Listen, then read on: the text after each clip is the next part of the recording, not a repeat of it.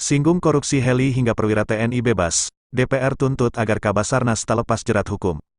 Puspom TNI saat ini telah mengambil alih kasus dugaan suap yang menjerat Kepala Badan Nasional Pencarian dan Pertolongan, Basarnas, Marsikal Madya Henry Alfiandi. Anggota Komisi 3 DPR Ri Arsul Sani mewanti-anti agar kasus ini diselesaikan secara adil.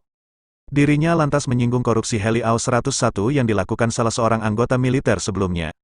Arsul meminta, penetapan tersangka kepada Henry yang saat ini menjadi perwira TNI aktif dan seorang bawahannya benar-benar diselesaikan.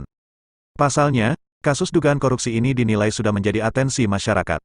Polemik terkait dengan penetapan tersangka terhadap perwira TNI aktif ini diakhiri dan selanjutnya baik KPK maupun Puspom TNI membentuk tim koneksitas untuk melakukan proses terhadap dua perwira TNI aktif tersebut, ujar Arsul pada Kompas.com, Sabtu, tanggal 29 Juli tahun 2023. Oleh karenanya, KPK dan TNI harus menunjukkan sinergitas dalam proses penegakan hukum. Dengan begitu, proses hukum terhadap warga sipil dan perwira TNI aktif bisa sinkron. Dengan demikian nantinya akan ada paralelitas dan sinkronitas antara proses hukum terhadap warga sipil dan perwira TNI aktif yang diduga terlibat dalam tindak pidana korupsi tersebut, kata dia. Arsul tak ingin proses penanganan perkara tidak berjalan dengan baik.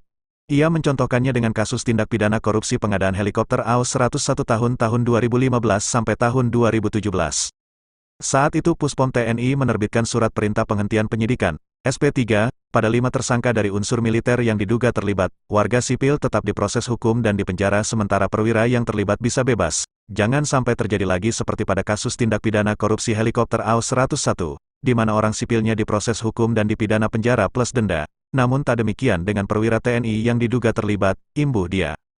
Singgung korupsi heli hingga perwira TNI bebas, DPR tuntut agar Kabasarnas tak lepas jerat hukum. Puspom TNI saat ini telah mengambil